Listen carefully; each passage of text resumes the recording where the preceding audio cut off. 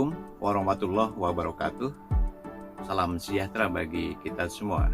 Halo, apa kabar anak sekalian? Semoga kalian di sana baik-baik saja dan pastikan kalian dalam keadaan sehat walafiat. Masih bersama saya Ing Sodikin, guru di SMA Negeri 12 Jakarta. Pada kesempatan kali ini akan menyampaikan materi tentang sistem ekonomi.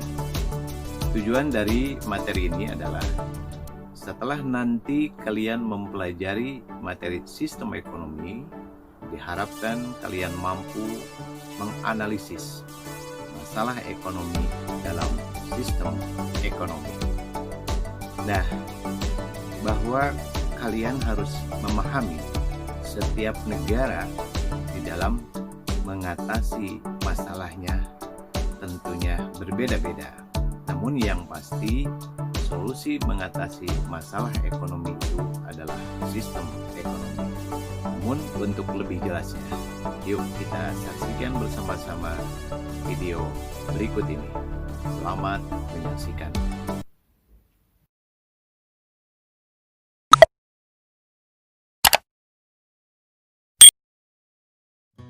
Berbicara tentang masalah ekonomi, tidak lepas dengan yang namanya sistem ekonomi. Apa itu sistem ekonomi? Sistem ekonomi adalah suatu cara untuk mengatur dan mengorganisir semua kegiatan ekonomi dalam anggota masyarakat, baik itu oleh pemerintah maupun oleh pihak swasta, berdasarkan prinsip-prinsip tertentu demi mencapai kemakmuran atau kesejahteraan. Dengan demikian, sistem ekonomi itu adalah merupakan suatu cara yang digunakan oleh suatu negara untuk menyelesaikan atau menghadapi masalah dalam bidang ekonomi. Tentunya, sistem ekonomi ini mempunyai fungsi. Apa itu fungsinya? Fungsi sistem ekonomi secara umum adalah yang pertama sebagai penyedia dorongan untuk berproduksi. Yang kedua, mengkoordinasi kegiatan individu dalam suatu perekonomian. Yang ketiga, sebagai pengatur dalam pembagian hasil produksi di seluruh anggota masyarakat agar dapat terlaksana seperti yang diharapkan. Yang keempat, menciptakan mekanisme tertentu agar distribusi barang dan jasa berjalan dengan sebaik-baiknya. Nah, itu mengenai fungsi dan pengertian sistem ekonomi. Beranjak ke langkah berikutnya, setelah mengetahui pengertian dan fungsi, tentunya kita harus mengetahui macam-macam sistem ekonomi. Apa saja sistem ekonomi itu? Kita lihat. Ada 4 sistem ekonomi yang akan kita bahas bersama-sama. Yang pertama, sistem ekonomi tradisional. Yang kedua, sistem ekonomi komando atau sosial, atau disebut juga sistem ekonomi terpimpin. Yang ketiga, sistem ekonomi liberal atau disebut juga sistem ekonomi kapitalis, atau juga disebut sistem ekonomi pasar. Dan yang keempat adalah sistem ekonomi campuran. Itu adalah macam-macam daripada sistem ekonomi. So, pasti kalian ingin tahu seperti apa keempat sistem perekonomian yang tadi telah disebutkan. Yuk kita bahas satu persatu. Yang pertama, sistem ekonomi tradisional.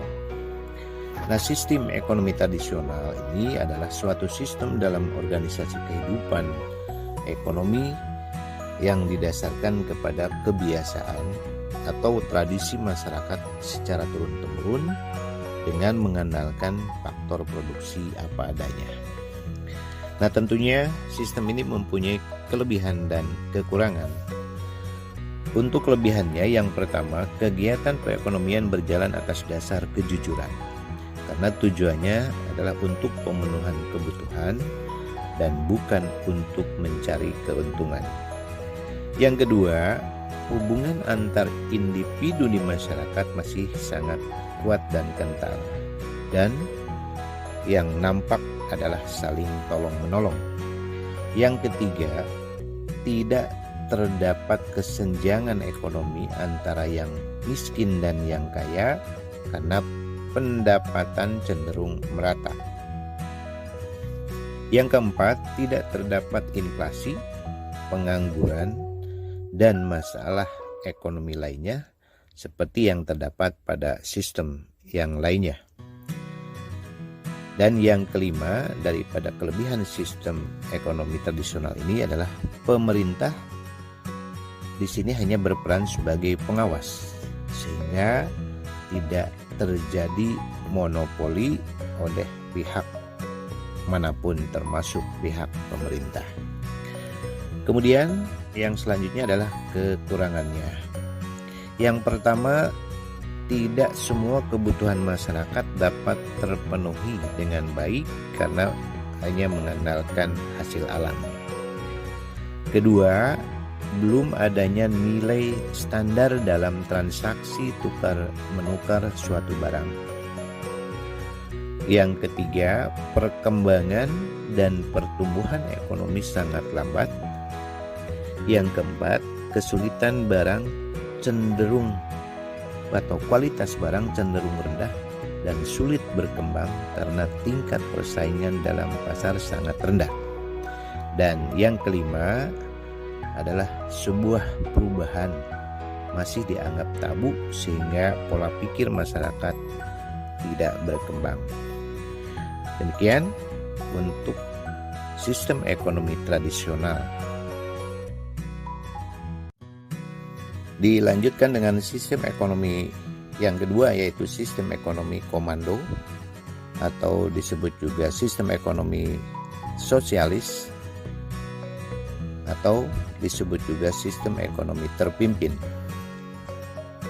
Sistem ekonomi ini adalah sebuah sistem di mana pemerintah memiliki kekuasaan yang dominan pada pengaturan kegiatan ekonomi. Penguasaan dilakukan melalui pembatasan-pembatasan terhadap kegiatan ekonomi yang dikerjakan oleh anggota masyarakat. Nah, beberapa di antara negara-negara yang menganut sistem ekonomi komando ini, di antaranya adalah Rusia, kemudian RRC atau Tiongkok, dan negara-negara Eropa Timur atau negara bekas negara Uni Soviet. Seperti sistem yang lain, mempunyai juga kelebihan dan kekurangan.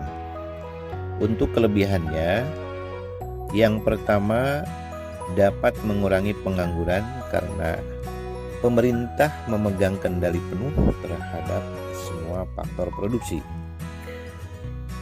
2. Tanggung jawab perekonomian pada pemerintah sehingga pemerintah akan terus berinovasi agar ekonomi negara tetap stabil. Ketiga, jaminan kepada masyarakat bahwa produk dan jasa yang dihasilkan sesuai dengan kebutuhan masyarakat. Yang keempat, mudah mengendalikan harga dan pemerataan.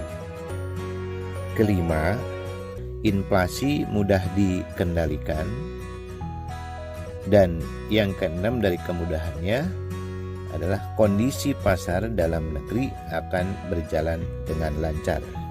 Kemudian untuk kekurangannya, yang pertama, mobilisasi yang cepat membuat sistem ini dapat menyebabkan kekurangan kebutuhan masyarakat karena produksi yang dihasilkan tidak selalu didasarkan atas permintaan masyarakat.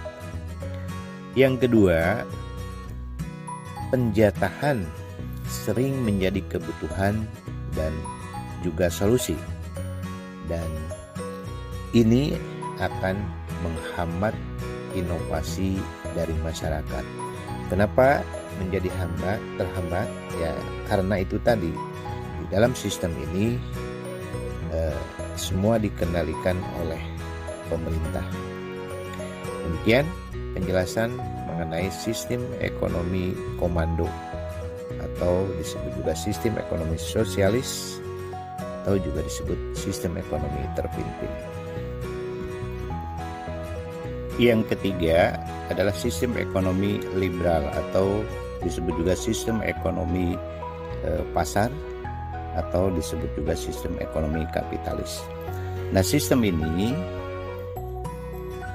adalah sistem yang didasarkan kepada kebebasan yang seluas-luasnya bagi seluruh masyarakat dalam kegiatan perekonomian tanpa adanya campur tangan dari pemerintah.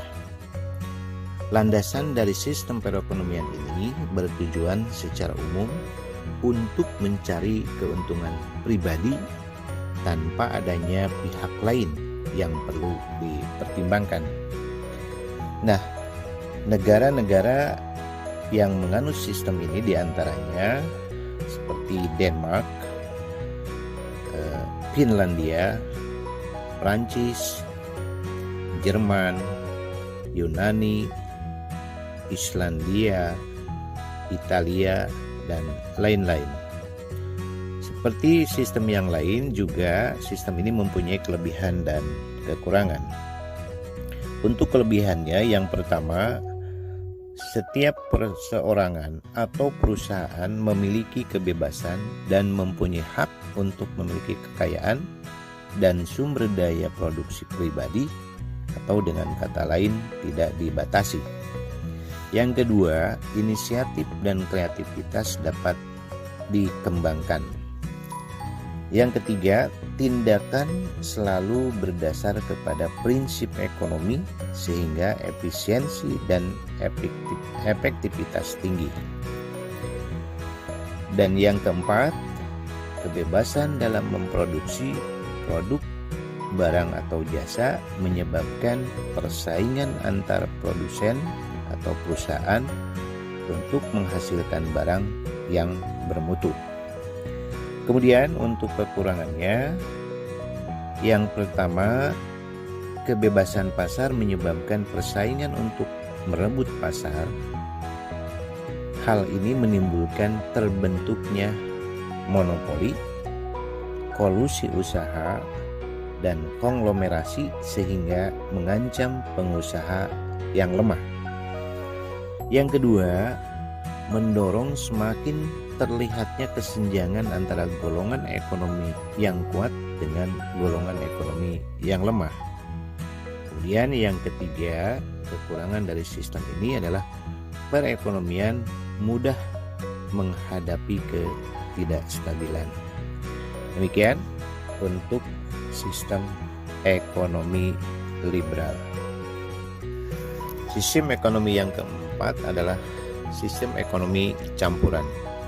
Sistem ekonomi campuran adalah suatu sistem ekonomi yang di satu sisi pemerintah memberikan kebebasan kepada masyarakat untuk berusaha melakukan kegiatan ekonomi, akan tetapi di sisi yang lain pemerintah memiliki campur tangan dalam perekonomian dengan tujuan menghindari penguasaan secara penuh dari segolongan masyarakat pada sumber daya ekonomi. Nah, negara yang menganut sistem ini adalah di antaranya negara kita, negara Republik Indonesia. Cuman yang sering kita dengar, sistem ekonomi di kita disebutnya sistem ekonomi Pancasila atau sistem ekonomi demokrasi Pancasila.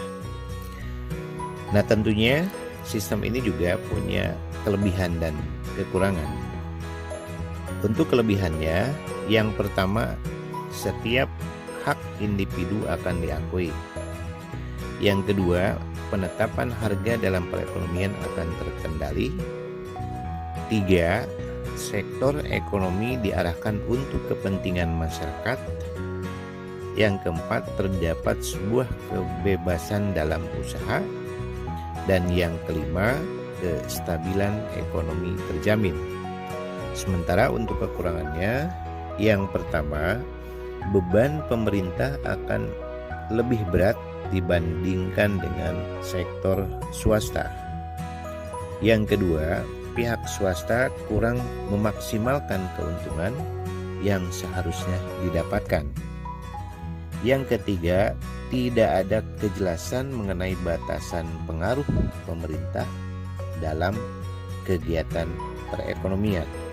Dan yang keempat, dari kekurangannya adalah ketimpangan dalam persaingan bisnis dan tidak tepatnya pengelolaan sumber daya. Demikian penjelasan sistem ekonomi campuran. Dan demikian pula penjelasan mengenai sistem ekonomi yang diawali dari pengertian sistem ekonomi, kemudian fungsi sistem ekonomi, macam-macam sistem ekonomi beserta kelebihan dan kekurangannya. Semoga penjelasan ini mendapatkan manfaat bagi kalian, yang lebih utama khususnya untuk peserta didik. Setelah kalian mempelajari sistem ekonomi ini, kalian harus mampu menganalisis berbagai permasalahan ekonomi dalam sistem ekonomi. Tentunya saya berharap kalian tetap sehat, tetap kuat, dan tetap belajar melangkah bersama membangun prestasi. Terima kasih. Assalamualaikum warahmatullahi wabarakatuh.